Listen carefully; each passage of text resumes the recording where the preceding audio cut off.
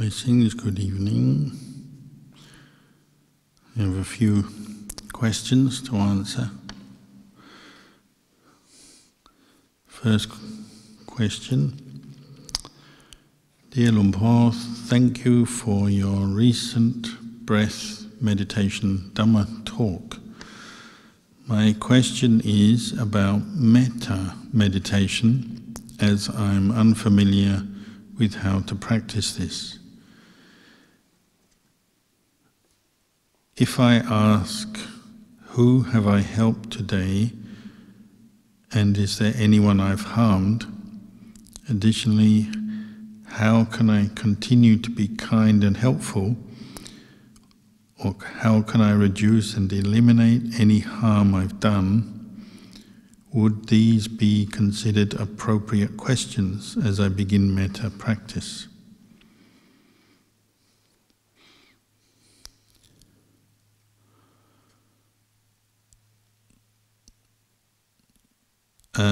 Well, they're very good questions.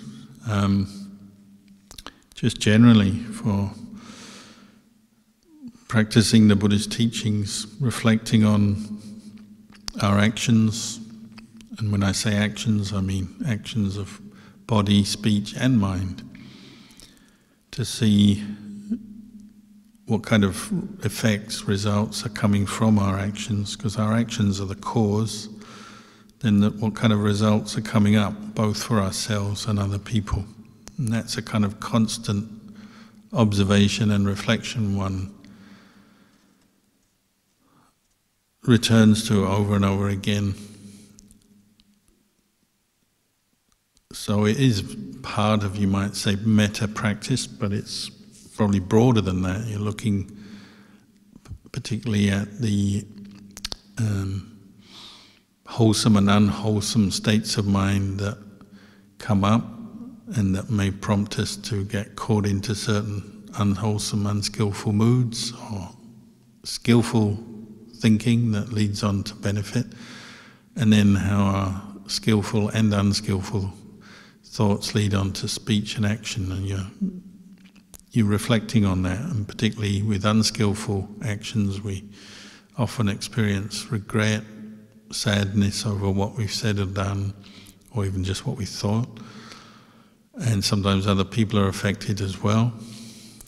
And so the more you reflect on that, the more you're alerted to your actions and the consequences of your actions, and you may adjust your behavior as you reflect. So it's very much linked to the practice of metta, goodwill for oneself and others, but it's perhaps slightly broader than that.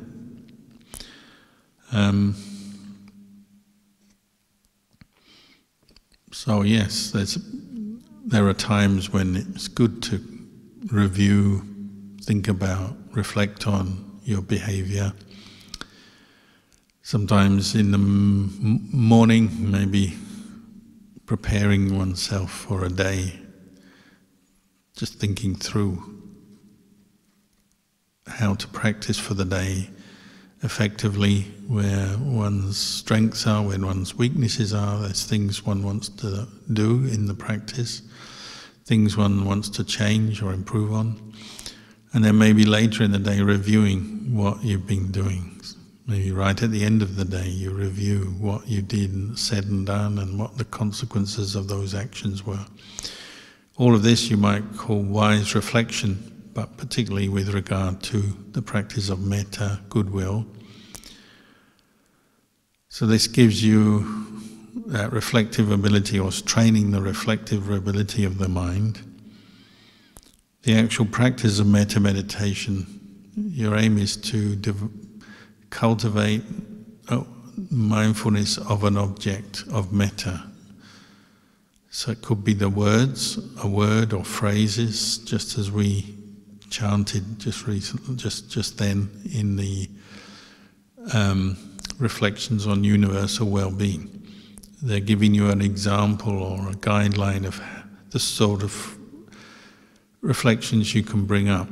Literally the words you could use, and sometimes in metta meditation you actually just recite a word, a single word, or a phrase, or a number of phrases over and over again.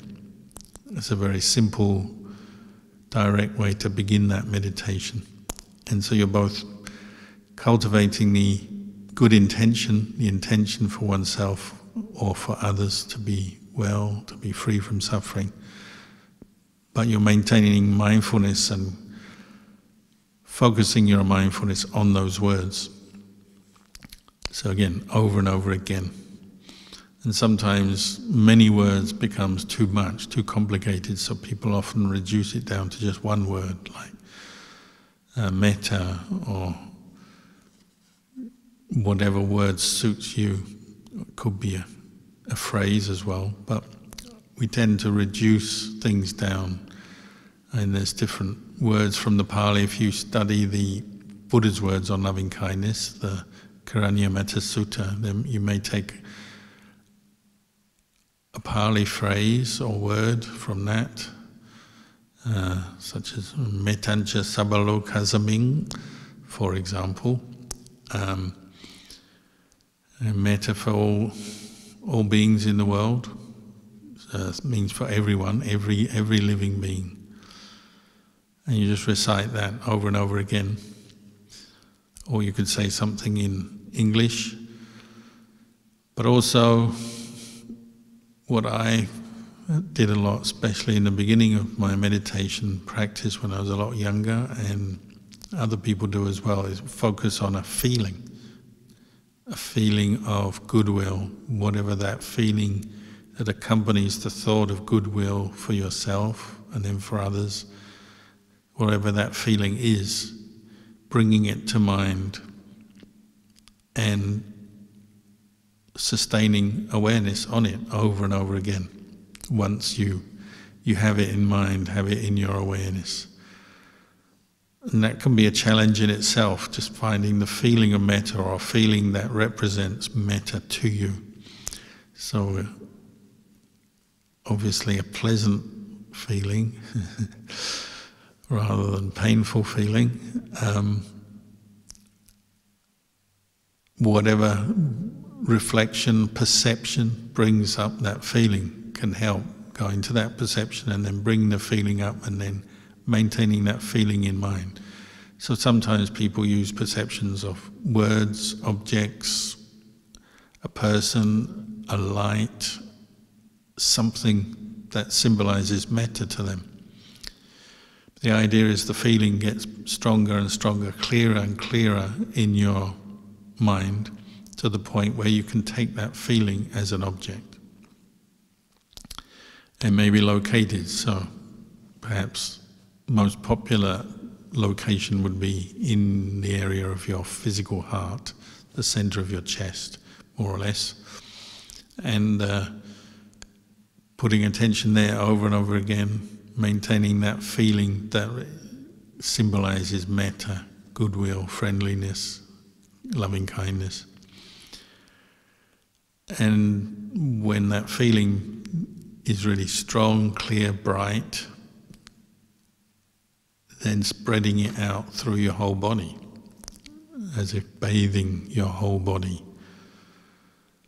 in that feeling, an internal mental bath to cleanse your mind of stress, suffering, anguish, all the opposite qualities of metta.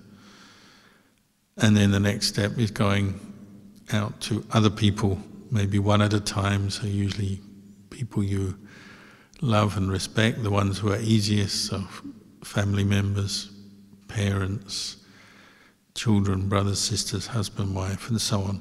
And then maybe out to people who are more neutral, and then even trying to maintain that thought and that feeling for people you don't like or you're angry with or have hatred for. The idea is to teach yourself to let go, not to dwell on hatred or anguish, to replace it with goodwill. So it's an action that may take many attempts to be successful. But if you are intent on purifying your mind from the causes of suffering, it can be a very valuable practice. So sometimes I recommend to be able to sit down and meditate and have goodwill for everyone in your family or whoever you live with, if you live with other people, whoever you live with in your house, dwelling place, you must be able to have goodwill for all of them. That's your goal. Or where you go to work, to have goodwill for everyone at your workplace, even the ones you don't like. And to move on like that, or your village, your neighborhood, and spreading out this intention, wishing well-wishing towards others, until there's really no person you can't cultivate goodwill for. That's your goal. And also animals, all beings in all realms. So beings you can see, beings you can't see. Beings you can see, that's humans and animals. Beings you can't see, beings in other realms. So there's plenty to work out there. But starting from this place of a feeling and a thought of goodwill for oneself, then for others. That's the kind of one of the standard ways of describing it. But there's room for variation, experimentation within all this as well.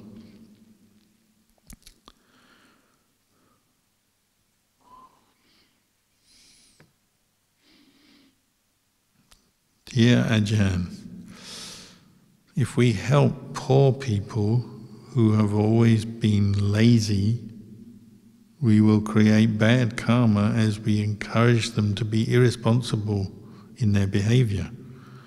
Will we make merit at all in Buddhism?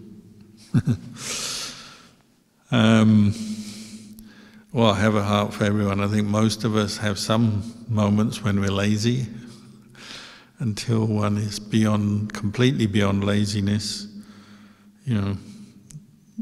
Everyone has some different kind, a mixture of defilements in their behavior, in their makeup, their personality, and some people are more lazy than others, some people are more aggressive than others, some people are more greedy than others. It varies, doesn't it?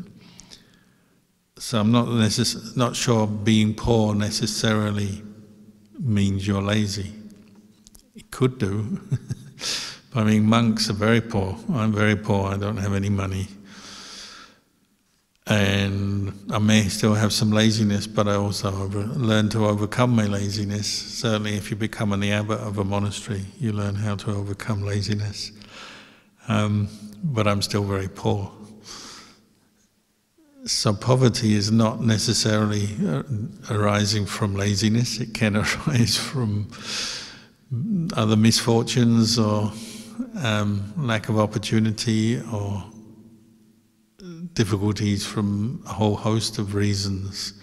Someone can be very hard-working, but they're just born in a place where, maybe in an agricultural area where the land is very poor quality, so they work all day long, but they don't get much in return.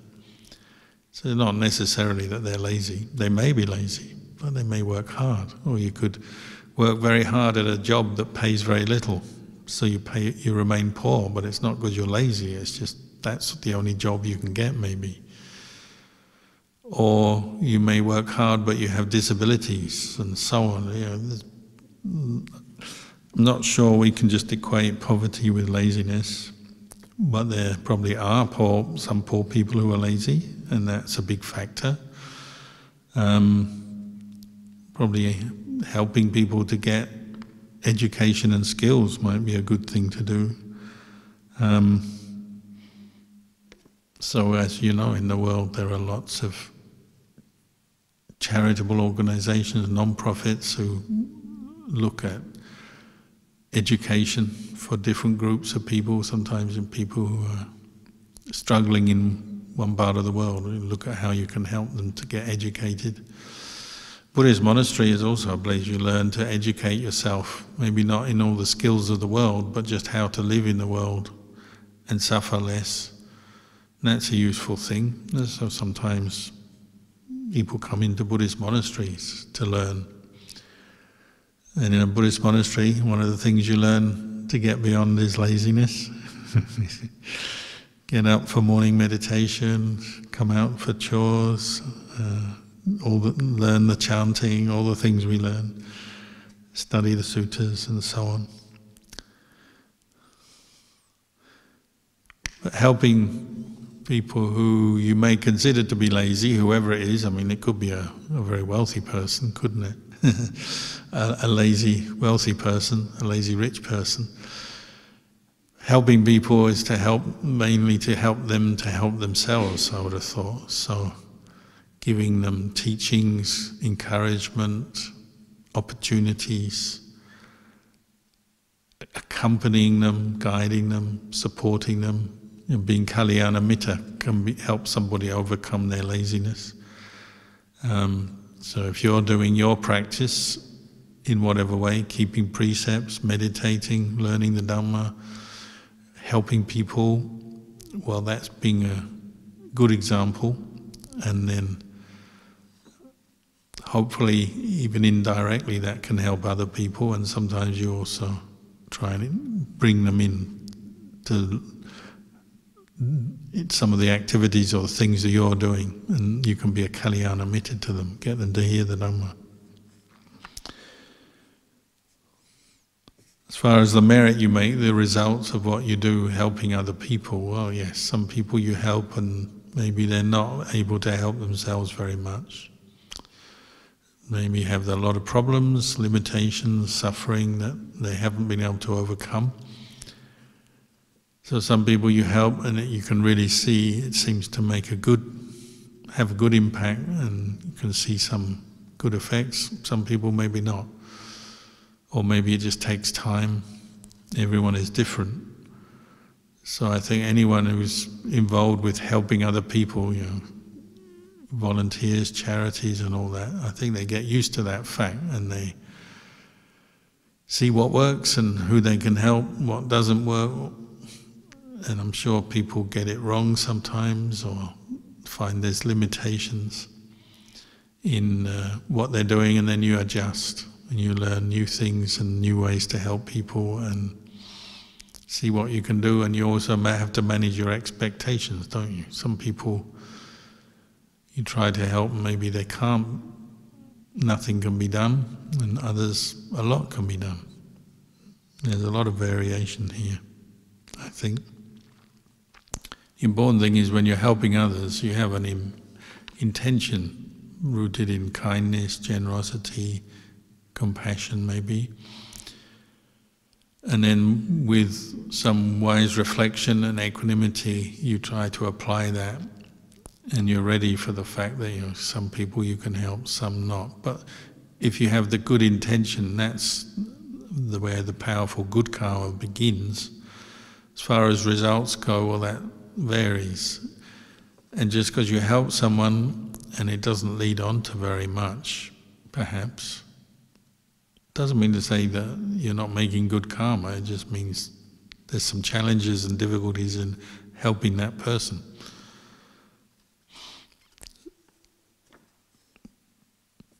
Sometimes things are also, they take time, don't they? So you plant seeds, you help people, you plant seeds, and those seeds may not fruit for a long time.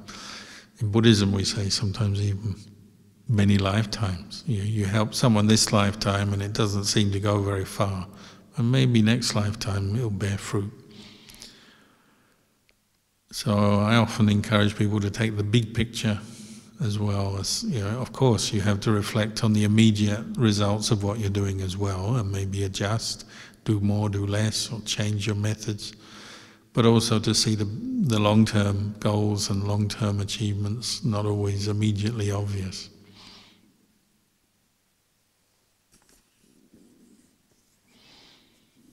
What's that? There's a story of the old man who used to go to the monastery in the time of the Buddha, and he didn't seem to be good for much. He didn't have any skills, not much knowledge.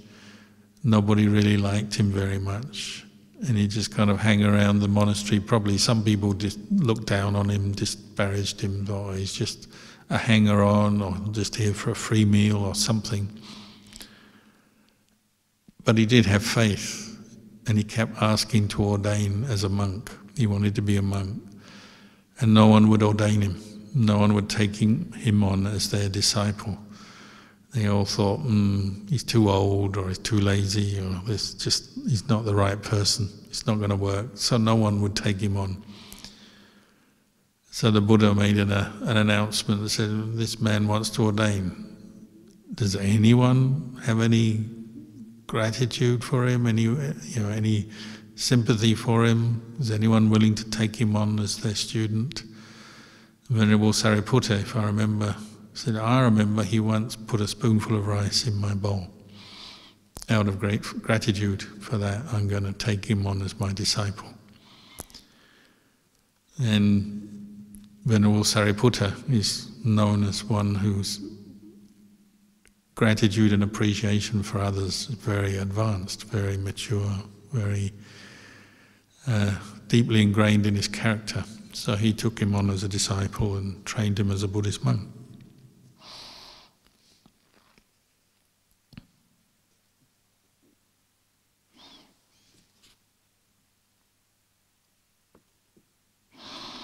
Do you have any other ideas how to pursue a longer time sitting in metta meditation?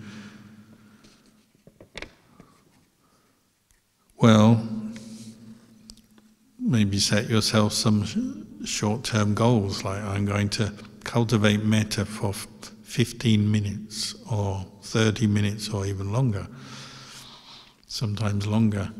So you set your goal, you make a resolution, I'm going to sit for a certain length of time and I'm going to confine all my mental activity to the one object of metta.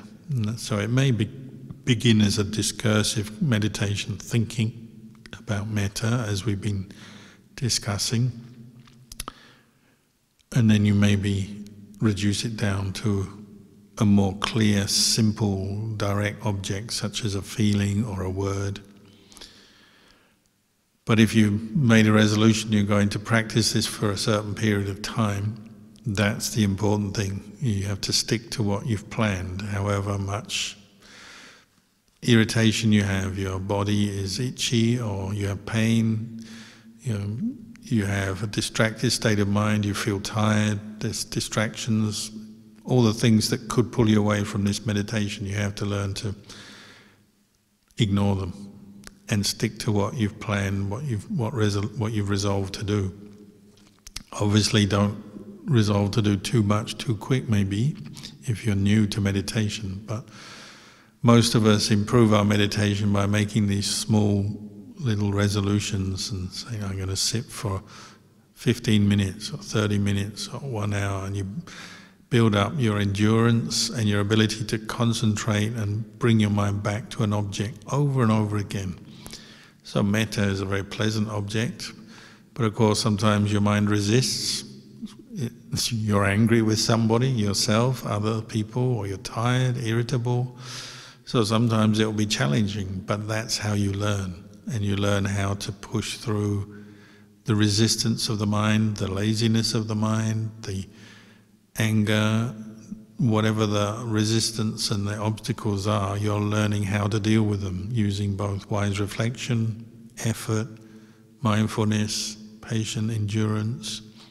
You're developing many qualities as you practice this. And you can also be creative and set yourself tasks. So like you could say, everyone that I can remember, I'm going to at least have the thought, during this meditation, may they be well.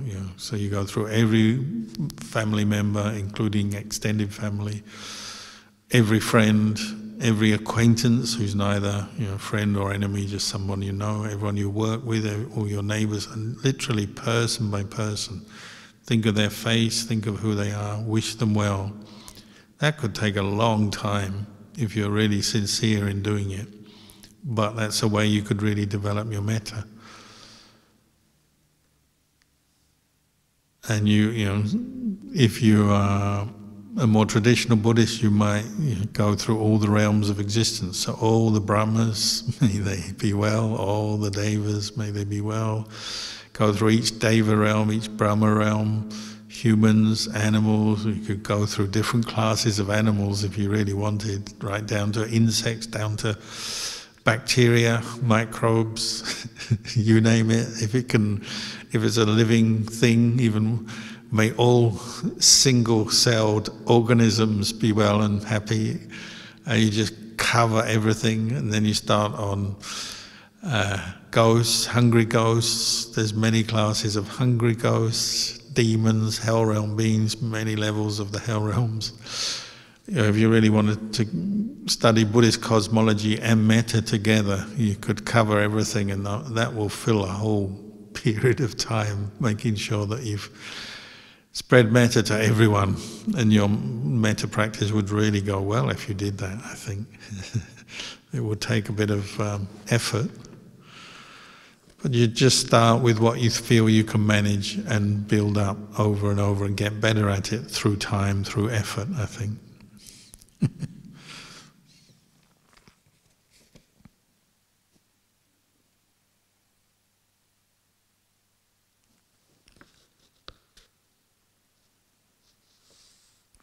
Dear Luang Por, conditions cause us to change.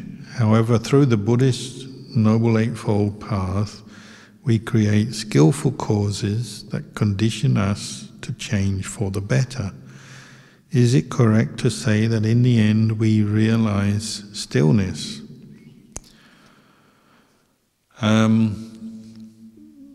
Well, stillness is a word we often use as a translation for samadhi. It's not the only translation, because samadhi has a few different characteristics. So stillness is one, firmness is another, peace is another. So there's different ways of describing samadhi, but stillness is one, just the mind that becomes still. But what leads to that, like you say, cultivating the Noble Eightfold Path will help. Cultivating right view, cultivating right speech, right action, keeping precepts, and cultivating restraint in one's actions is a good forerunner for stillness and samadhi.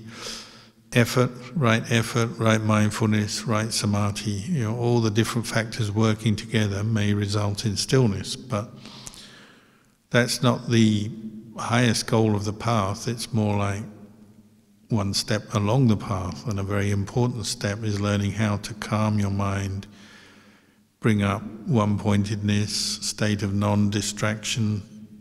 Continuity of mindfulness is an important step. But it's not the end of the path, because your aim is then to investigate the Dhamma, investigate the Four Noble Truths, penetrate, realize them, to investigate the three characteristics in your experience of body and mind, say, which brings you to an even deeper kind of stillness, the stillness where mental defilements are not just temporarily suppressed, as in samadhi, but completely uprooted. No more greed, no more attachment for body and mind, for the five khandhas, because they're seen as they are, as impermanent, as not self, not a self to be clung to. So, working with the Noble Eightfold Path and the Four Noble Truths, you're still within the realm of conditioning, but you're using the best things that are on offer to condition your mind in the best way to go beyond the conditioned realm. So we would say the best thing in the world is Dhamma, the teachings of the Buddha that point to the truth, the Four Noble Truths, and point the way out of suffering to true liberation of mind, Nibbana. That's the best the world has to offer. Still within the world, you practice within the world, you have a body, a mind, you live somewhere, you eat food, you breathe. While you're living, you're still within the world, but your aim is to go actually beyond the world, to Nibbana.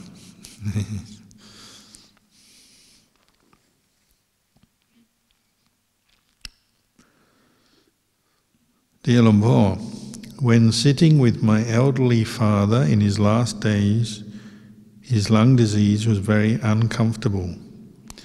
I was not a practitioner at the time. With another family member facing death from a similar illness, a question comes to my mind: why did the Buddha choose breathing meditation as a practice?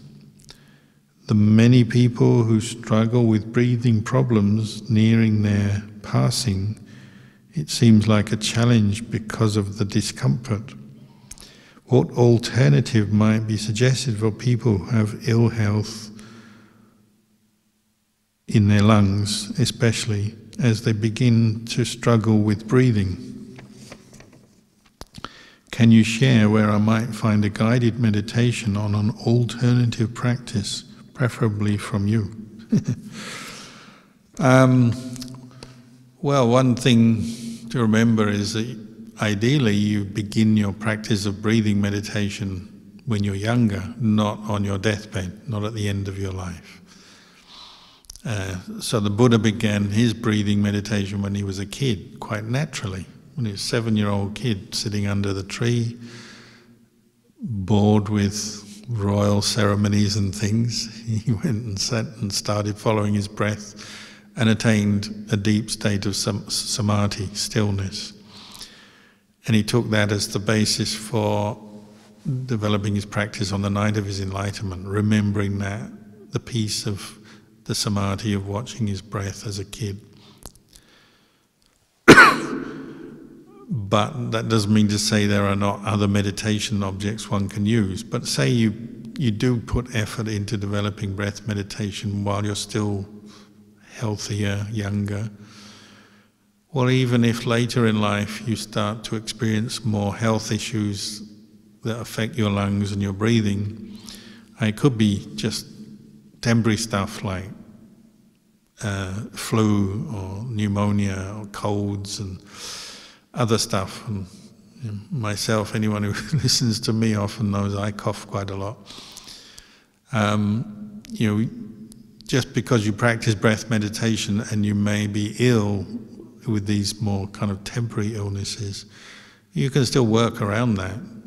People with sinus, with mucus, people who sneeze and asthma and so on can still use breath meditation if they want to or they find it helpful.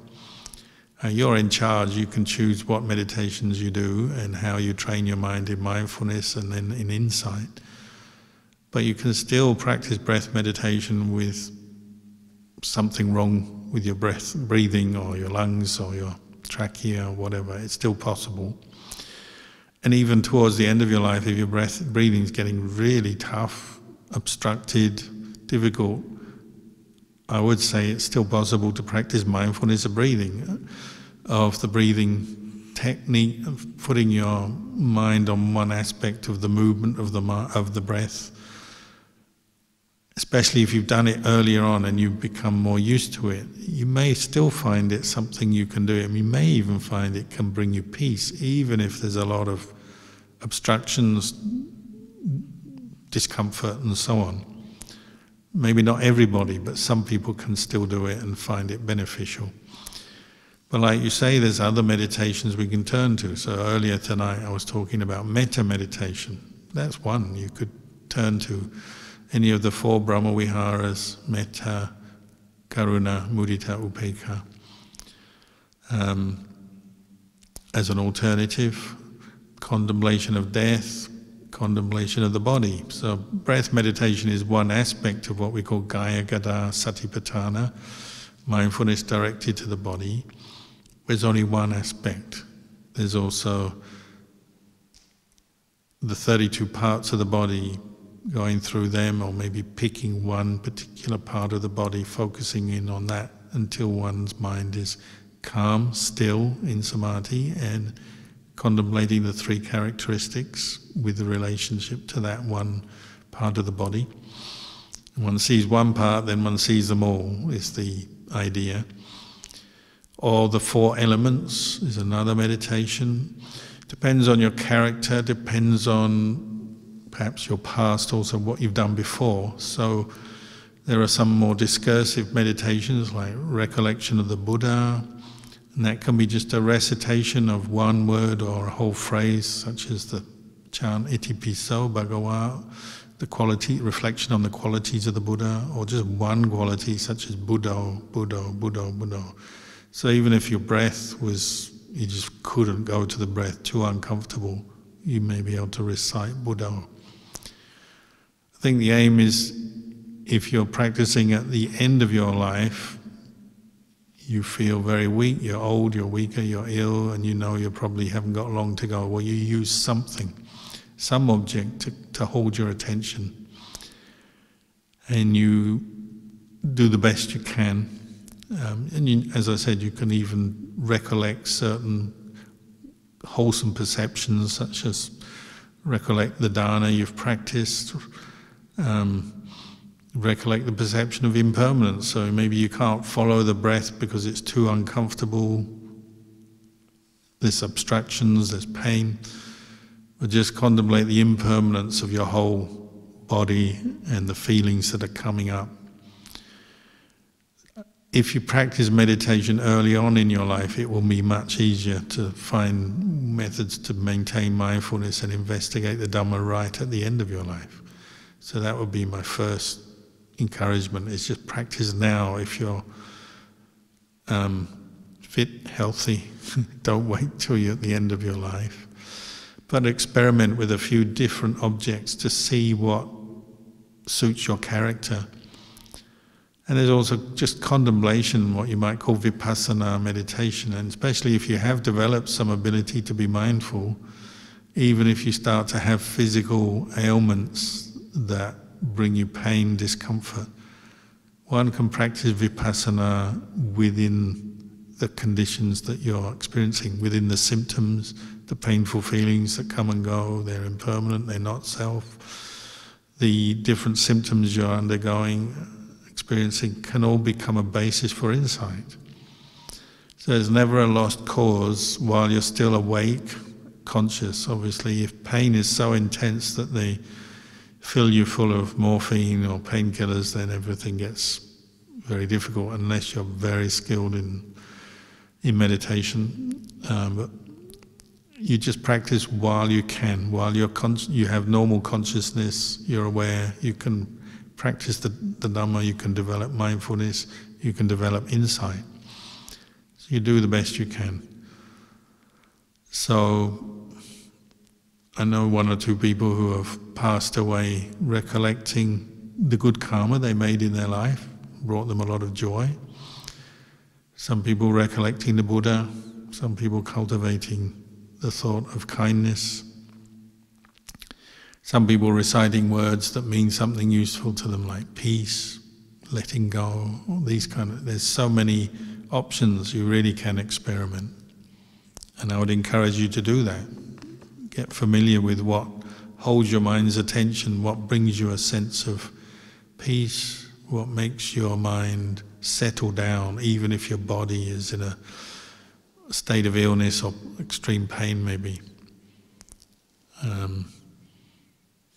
What was one recently? Buddho is a very common one, especially if you are familiar with the Thai tradition.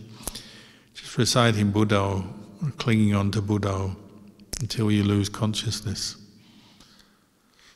One or two monks I know over the years have been very ill and become unconscious, but before they became unconscious, they went to their meditation object and just stuck with the breath or with Buddho as their mind became unconscious. And they said they were very peaceful and serene, even though the body was in a difficult state and had illness and pain. And because obviously they have people who are talking, so it means they came out of their state of unconsciousness, they recovered consciousness at some later point, and they said coming out of the unconscious state, because they'd gone into the unconscious state, mindful, peaceful, focused on a meditation object, when they came out of it, their mind picked the meditation object up immediately, and there was a return to a very clear, lucid state of mind very quickly, which surprised other people around them. So the more you practice mindfulness with the meditation object, it can help you in these very unpredictable and uncertain situations, like when you become unconscious, if you're very ill, whatever the situation is, can help you at that time. Surgery as well, as you're going under the anesthetic, you can just recite a word or go to the breath until you fall asleep. When you wake up, often your awareness is quite strong, because that's what the mind picked up as it was going under the anesthetic, and then as it comes out of the anesthetic, the mindfulness is already like primed and ready to go.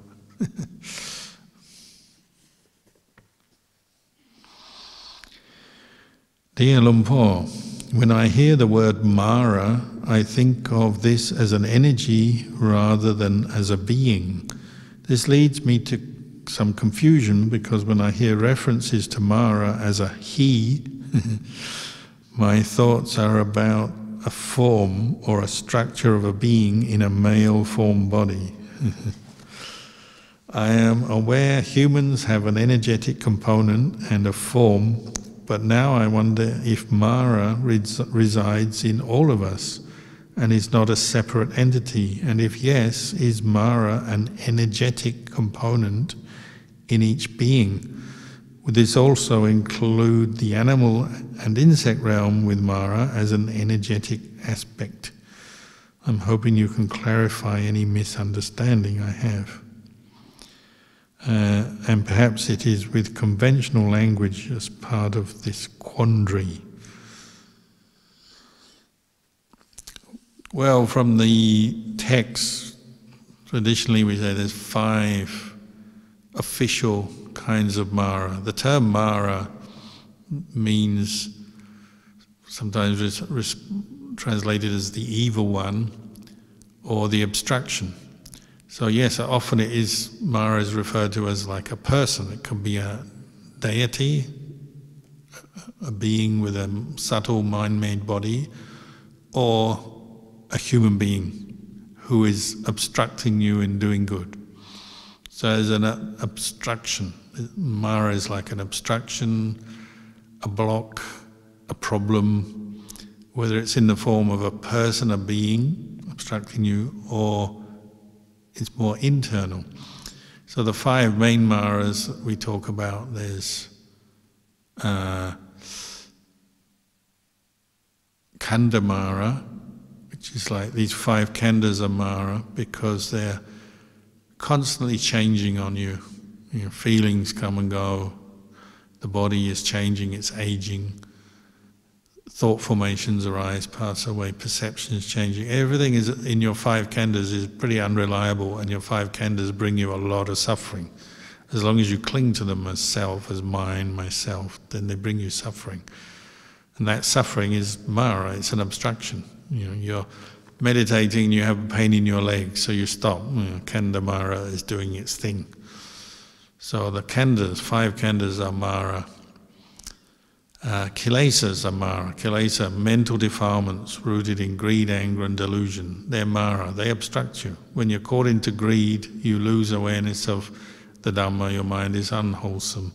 When you're caught into anger, it's in an unwholesome state. These mental states lead on to unskillful action, lead on to making unskillful karma, brings you more pain, more suffering. So Kilesa Mara, Khandha Mara, Kilesa Mara.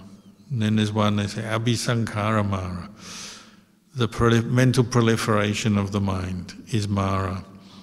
As we all know, when you start to meditate, you have the best intention to sit down, be mindful of your meditation object, such as the breath. I will now do half an hour of mindfulness of breathing, breathe in, breathe out, and then Abhisankara Mara comes up and takes your mind on a journey of mental proliferation, remembering stuff and getting lost in all those memories, good or bad. Projections onto the future, good or bad, thinking about other people, thinking about yourself, your life, the world, this and that, but endlessly proliferating. So you don't see the Dhamma, there's no mindfulness while you're caught in the proliferation. It's actually fueling more ignorance, more unawareness. it's stopping you from understanding the Four Noble Truths, seeing the Dhamma, and so on. So mental proliferation is Mara. Then there's the deity, the being of Mara, who usually is seen as a deity, a being, actually a heaven realm being, but with wrong view and an invested interest in stopping people from getting enlightened. So even the Buddha had to deal with Mara. Mara wants to be number one, like a king, like an emperor, somebody ruling the world. And part of that involves stopping people, escaping the round of birth and death. So stopping people progressing in their development of the Noble Eightfold Path for Nibbana.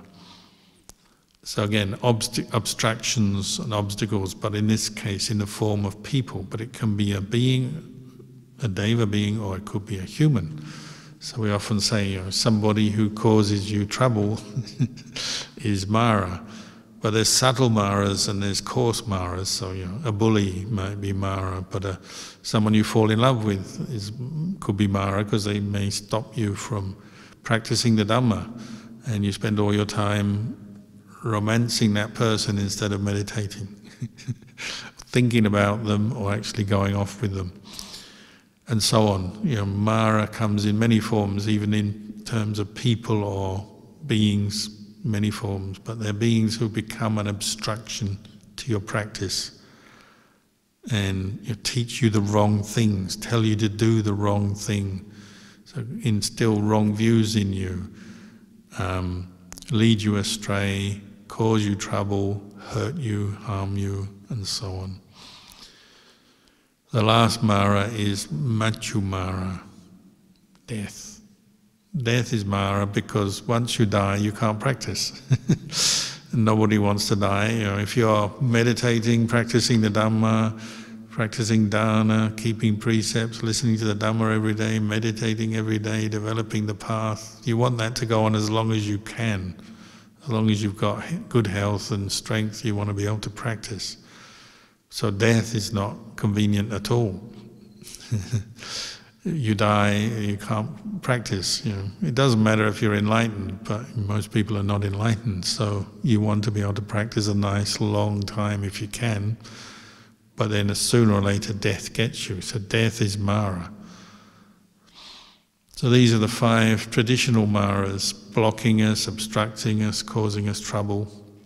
Can be in terms of a person, can just be your own thinking, can just be events and situations that contrive to block our practice of the Dhamma.